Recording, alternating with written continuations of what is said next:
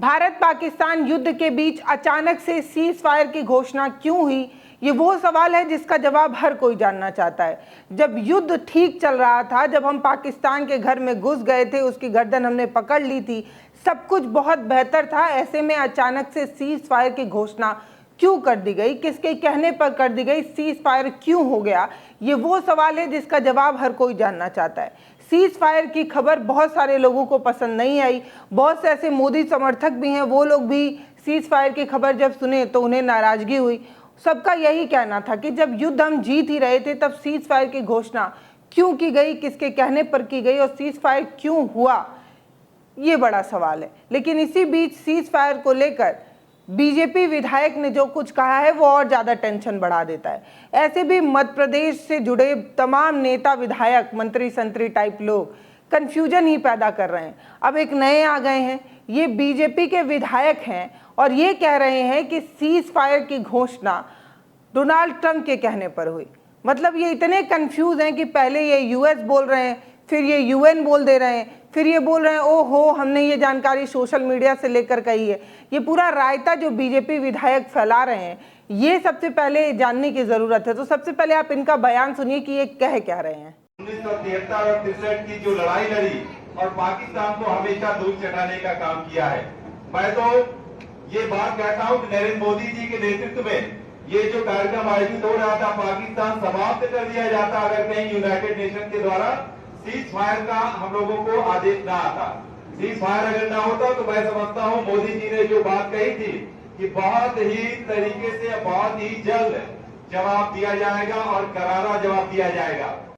मध्य प्रदेश जिले के 2 बार के विधायक हैं नरेंद्र प्रजापति, ये कह रहे हैं कि आज जिस हालात में हम बैठे हुए हैं उस हालात में हम नहीं बैठते अगर यूएस ने ये सारी चीज़ें हमें नहीं बताई होती, यूएस ने हमें इजाज़त नहीं दी होती, यूएस के कहने पर युद्ध रुक गया, नहीं तो मोदी जी जो है ना वो पाकिस्तान को ख़त्म करके ही मानते। तो इस तरीके की बात जब उन्होंने कही, ये कहा तो बड़ा सवाल पूछा जाने लगा कि क्या हम नरेंद्र मोदी जी जो है वो डोनाल्ड ट्रंप के कहने पर चलते हैं क्या, कि डोनाल्ड ट्रंप ने आदेश दे दिया, डोनाल्ड ट्रंप ने ये कह दिया कि युद्ध रोक दो, सीज फायर कर दो और हम मान गए। क्या भारत इतना मजबूर है, क्या नरेंद्र मोदी इतने मजबूर हैं कि डोनाल्ड ट्रंप के इशारे पर उन्हें जो है सीज फायर करना पड़ता है, युद्ध रोकना पड़ जाता है। ये किस तरीके का बयान है, इसको लेकर सोशल मीडिया पर हल्ला मचने लगा।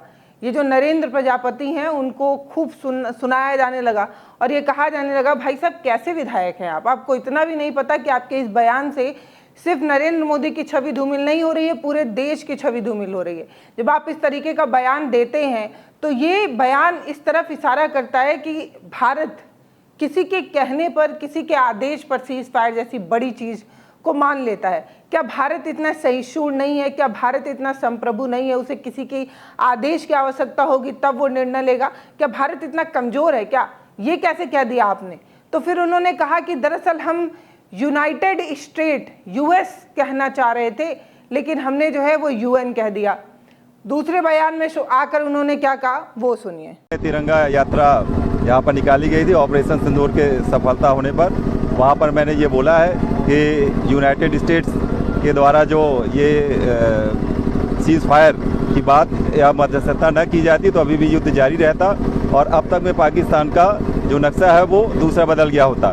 मैंने यूएस की जगह यूएन शब्द का जरूर उपयोग किया था, वो यूनाइटेड स्टेट्स की बात थी। पहले बयान में वो यूएस कहते हैं, फिर यूएन कहते हैं, फिर अपने ही कंफ्यूज हो जाते हैं और इस तरीके की चीज़ें कहते समझते उनकी खूब ट्रोलिंग होने लगती है।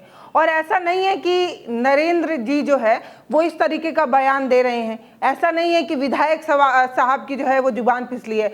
मध्य प्रदेश में ऐसे बहुत सारे नवरत्न हैं जो आए दिन इस तरीके का बयान दिए जा रहे हैं। न जाने मध्य प्रदेश के लोगों को ही, मध्य प्रदेश के नेताओं को ही इस तरीके की बयानबाजी क्यों देनी पड़ रही है, जिसकी वजह से भाजपा की काफ़ी छवि धूमिल हो रही है। खबर तो यहाँ तक आ गई है कि बीजेपी अब एक बैठक कर रही है जिसमें इस चीज़ का निर्णय लिया जा रहा है कि अब अपने मंत्री, विधायक, नेता टाइप लोगों को जो है वो बोलना सिखाया जाएगा। ये बताना सिखाया जाएगा कि कब बोलना है, कहाँ बोलना है, कितना बोलना है, पार्टी की गाइडलाइन क्या है, ये सारी चीज़ की ट्रेनिंग दी जाएगी और ये ट्रेनिंग जो है वो भोपाल में होगी। खबरों में तो ये तक आया है कि भाजपा अपने मंत्री, विधायक और नेताओं को बोलने की ट्रेनिंग जो है वो देना चाहती है। ट्रेनिंग का एक पूरा प्रोग्राम रखा जाएगा। इस प्रोग्राम को इसलिए डिज़ाइन किया जा रहा है क्योंकि आपको पता है कि जिस तरीके से मध्य प्रदेश के तमाम नेता इस तरीके का बयान दे चुके हैं जो ना सिर्फ पार्टी की बल्कि देश की भी छवि धूमिल कर रहा है। आपको याद ही होगा एक ऐसे महोदय थे जिन्होंने देश की सबसे बहादुर बिटिया को जो है वो आतंकियों की बहन बता दिया था, विजय शाह ये कह रहे थे कि पाकिस्तानियों को जवाब देने के लिए उन्हीं की बहन जो है वो भेजकर मोदी जी ने पाकिस्तान की ऐसी तैसी करा दी थी। विजय शाह का ये वाला बयान कितनी सुर्खियों में रहा, कितनी ट्रोलिंग हुई, हाई कोर्ट सुप्रीम कोर्ट से फटकार लगी, फिर हाई कोर्ट के कहने पर एफआईआर लिखी गई, एफआईआर भी ऐसी दोयम दर्जे की लिखी गई कि फिर से फटकार मिली। तो विजय शाह के खिलाफ तो पूरा देश, हाई कोर्ट, सुप्रीम कोर्ट सब आ गए थे। दूसरे वाले नेता तो और महान है, याद ही होगा आपको, डिप्टी सीएम है जगदीप देवड़ा। ये कह रहे हैं कि देश और देश की पूरी सेना जो है वो प्रधानमंत्री नरेंद्र मोदी के चरणों में नतमस्तक है। उनका ये बयान जब आया तो लोग और नाराज हो गए, कहने लगे कि देश की सेना किसी के आगे झुक सकती है क्या? हमारे देश की सेना सिर्फ तिरंगे के आगे झुकती है, उसके अलावा और किसी के आगे झुकती नहीं। देश की सेना सिर कटा सकती है लेकिन सिर नहीं झुका सकती। इस तरीके का विवादित बयान आपने क्यों दिया? अब ये जो डिप्टी सीएम है इनकी खूब छिछेलद्दर हुई।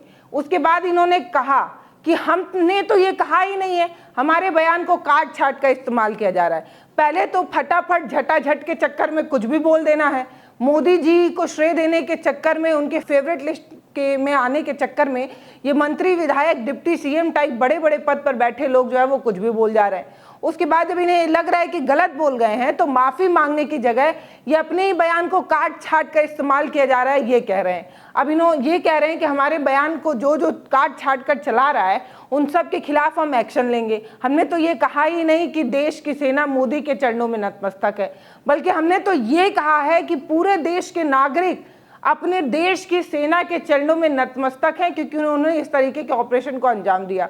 तो भाई साहब ये वाला जो कन्फ्यूज़न है उसको दूर करने के लिए आपको सबसे पहले उनका वाला बयान सुनाना ज़रूरी है कि उन्होंने दरअसल कहा क्या था। तो सुनिए। और जिन माताओं के सिंधु को मिटाने का काम जिन लोगों ने किया, जिन आतंकवादियों ने किया और जिन आतंकवादियों को जिनने पाला, जो पाल रहे हैं, उनको नेस्त नाबूद नहीं कर देंगे तब तक चैन की सांस नहीं लेंगे और यशस्वी प्रधानमंत्री जी को हम धन्यवाद देना चाहेंगे। और पूरा देश की वो सेना, वो सैनिक उनके चरणों में नतमस्तक है, उनके चरणों में पूरा देश नतमस्तक है।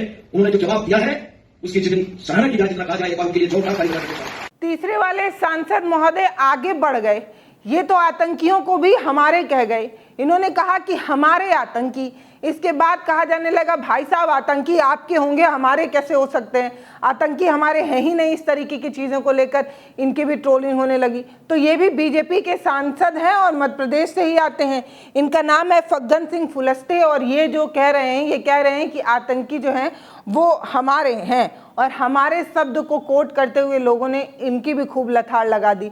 कहा जाने लगा कि बीजेपी के नेताओं का या तो थोड़ा सा सटक गया है या वो लोग बड़बोलेपन में कुछ भी बोले जा रहे हैं, या ये हो सकता है कि ऑपरेशन सिंदूर का क्रेडिट जो है वो मोदी जी को नहीं मिल पा रहा है। पूरी देश जो है वो सेना को जो है ये मान ले रही है कि सेना ने ऑपरेशन सिंदूर को जो है वो अंजाम दिया है, सेना को इसकी तारीफ करनी चाहिए, सेना को इसकी सलामी दी जानी चाहिए। इसी चीज़ में जो है वो पूरे नेता लोग जो है वो पगला गए हैं। उन्हें कैसे भी ऑपरेशन सिंदूर का क्रेडिट लेना है, कैसे भी ऑपरेशन सिंदूर का फल खाना है, इसीलिए कुछ भी बोले जा रहे हैं। वो सेना के आगे मोदी जी को दिखा रहे हैं और सेना जो है प्रधानमंत्री के चरणों में नतमस्तक है, इस तरीके का भी बयान दिया जा रहा है। भाई साहब कुछ भी चल रहा है। हम सबके लिए गौरव का विषय है, भारत के लिए, कि पाकिस्तान के जो हमारे आतंकवादी लोग हैं उनको जवाब दिया हो उनके लिए। तो सांसद के बाद नए विधायक आ गए। इन्होंने क्या कहा? इन्होंने कहा कि सीज फायर की घोषणा डोनाल्ड ट्रंप के कहने पर हुई, नहीं तो मोदी जी भाई साहब पाकिस्तान को नस्तनाबूती करके मानते। वो तो अमेरिका आ गया, कहने लगा कि सीज फायर कर दो, बेचारा पाकिस्तान, उसे भी तो रहने का हक है ना।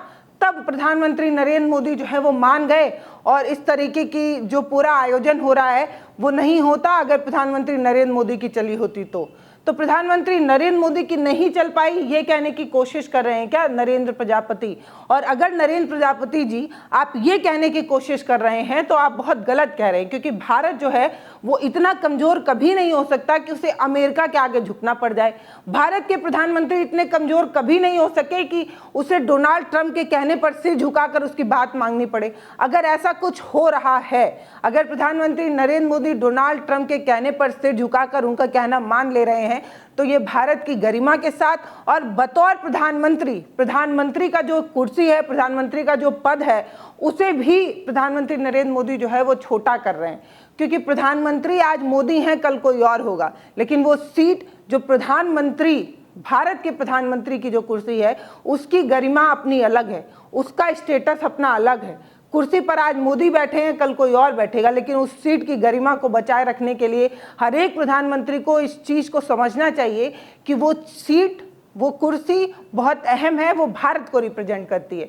तो या तो नरेंद्र प्रजापति गलत बोल रहे हैं या मोदी जी गलत बोल रहे हैं, क्योंकि उन्होंने देश के संबोधन में भी यही बात कही थी कि हमसे जो है वो पाकिस्तान आकर कहा कि सीज फायर होना चाहिए, हम अब किसी आतंकी को जो है वो शरण नहीं देंगे, हम कोई आतंकी हमला नहीं करेंगे और सीज फायर हो जाना चाहिए। मतलब प्रधानमंत्री नरेंद्र मोदी ये कहने की कोशिश कर रहे हैं कि पाकिस्तान ने प्रस्ताव रखा और हम मान गए, इसमें डोनाल्ड ट्रंप का कोई लेना देना नहीं है। तो मोदी जी कुछ और कह रहे हैं, उनके विधायक कुछ और कह रहे हैं, सांसद लोग जो है वो कुछ और कह रहे हैं और जो मंत्री टाइप लोग हैं वो कुछ और कह रहे हैं। इतना कन्फ्यूजन हो गया है ना भाई साहब, दिमाग में खिचड़ी बन गया है कि दरअसल है क्या सच में डोनाल्ड ट्रंप जो बड़े बड़े मंचों पर जाकर ये कह रहे हैं कि हमने व्यापार की धमकी दी और सीज फायर हो गया, हमारे कहने पर सीज फायर हो गया, तो मतलब डोनाल्ड ट्रंप सही कह रहे हैं कि नरेंद्र प्रजापति सही कह रहे हैं कि मोदी जी सही कह रहे हैं? ये जो खिचड़ी है ना उसका जो है वो दाल और चावल अलग अलग होना चाहिए, क्योंकि अगर खिचड़ी को दाल और चावल अलग अलग नहीं किया गया तो ये खिचड़ी जो है वो पूरे देश को और पूरे समाज को बहुत कंफ्यूजन में ला रही है। इससे देश की भी छवि जो है वो धूमिल हो रही है। तो नरेंद्र प्रजापति जो इस तरीके का बयान दे रहे हैं, यूएस और यूएन में कंफ्यूज हो जा रहे हैं, उसके बाद उन्होंने इस पूरे बयान के कंफ्यूजन को सॉल्व करते हुए क्या कुछ कहा वो भी सुनना जरूरी है। तो नरेंद्र प्रजापति ये कहते हैं कि दरअसल उन्होंने ये जो जानकारी ली है वो सोशल मीडिया से ली थी, तो सोशल मीडिया पर इस तरीके की चीज़ें चलाई गई थी, हो सकता है वो गलत हो और मुझे मिसलीडिंग हो गई हो, गलत जानकारी मिल गई हो। ये मेरा भाई साहब व्यक्तिगत बयान है, इसे पार्टी के बयान से जोड़कर ना देखा जाए और मैं अपने बयान को वापस लेता हूँ। इस तरीके की बात नरेंद्र प्रजापति कह रहे हैं, ठीक है, कम से कम इन्होंने गलत बयान दिया, इन्होंने माफ़ी मांग ली, ये अच्छी बात है। लेकिन हमारे यहाँ भाजपा के मध्य प्रदेश के और जो मंत्री टाइप लोग हैं वो गलती भी कर रहे हैं और माफ़ी भी खिखिया कर मांग रहे हैं, माफ़ी भी ऐसे मजाकिया अंदाज में मांग रहे हैं कि वो दिए गए बयान से और ज़्यादा भद्दा लग रहा है। विजय शाह को जब बोला गया माफ़ी मांगने के लिए कर्नल सोफिया वाले बयान पर, तो वो दांत चाटते हुए माफ़ी मांग गए। दूसरे वाले तो ये कह रहे हैं कि हमने ये बोला ही नहीं है, इसे काट छाट कर इस्तेमाल किया जा रहा है। तो भाई साहब यहाँ एक से बढ़कर एक धुरंधर है। इस मामले में नरेंद्र प्रजापति अभी विधायक ही हैं, छोटे नेता हैं, कम से कम कैबिनेट मंत्री नहीं बने हैं, इसलिए उन्होंने अपनी गलती की और गलती को स्वीकार भी किया। इसके लिए कम से कम उनकी सराहना तो होनी ही चाहिए। हमने मीडिया से, सोशल मीडिया से गलत जानकारी एक तरह से हमको प्राप्त हुई थी, उस पर मैंने बोला अब भारत देश आज की डेट में ऐसी स्थिति में है कि किसी की समझौते की या मध्यस्थता की आवश्यकता बिल्कुल भी कतई नहीं है। और ख़ासतौर से नरेंद्र मोदी जी का जो स्टैंड है वर्तमान में, वो किसी भी देश को भारत और पाकिस्तान के इस मसले में स्वीकार नहीं कर रहे हैं। और उस दौरान मैंने रैली के दौरान भावावेश में आकर के ये बयान दिया था। अब मैंने आपको बोला ना कि भाजपा जो है वो बोलने की ट्रेनिंग कराने जा रही है। ये सिर्फ हवा हवाई बात नहीं है भाई साहब, किसी सूत्रों से हम जो है वो खबरें नहीं बताते। सूत्रों से खबर बताने का काम टीवी चैनलों का है। वो कुछ भी बोल देते हैं और कह देते हैं कि सूत्र के हवाले से हमें ये जानकारी प्राप्त हुई है। भाई साहब, हमको सूत्र के हवाले से जानकारी प्राप्त नहीं हुई है, जबकि बीजेपी के मीडिया विभाग के अध्यक्ष हैं आशीष अग्रवाल, उन्होंने ये जानकारी दी है कि हम जो है अब बोलने की ट्रेनिंग कराएंगे, क्योंकि भाजपा के ये जो नेता टाइप लोग हैं वो भाजपा के ना सिर्फ छवि धूमिल करा रहे हैं, देश का भी बंटाधार कर रहे हैं, क्योंकि ये सेना का भी अपमान कर रहे हैं और भारत तक का भी अपमान कर दे रहे हैं। ये वाले तो ये कह गए कि डोनाल्ड ट्रंप के आदेश पर हमें सीज फायर करना पड़ गया। तो कुछ भी हो रहा है, इसलिए अब बोलने की ट्रेनिंग होने जा रही है, जिसे संचार प्रशिक्षण कार्यक्रम का नाम दिया गया है।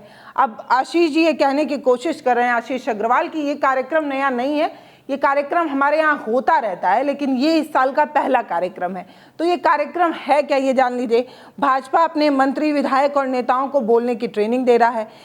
ये जो ट्रेनिंग कैंप है वो दरअसल इसलिए आयोजित किया जा रहा है क्योंकि नेता लोग कुछ भी बोल रहे हैं, पार्टी गाइडलाइन से ऊपर उठकर बोल जा रहे हैं और इतना बुरा बोल दे रहे हैं कि इन्हें खुद ही नहीं समझ में आ रहा है कि ये बोले क्या। तो इनको जो है वो बेहतर कम्युनिकेशन के लिए ट्रेनिंग दी जाएगी। कब बोलना है, क्या बोलना है, कितना बोलना है और कैसे बोलना है, ये सिखाया जाएगा।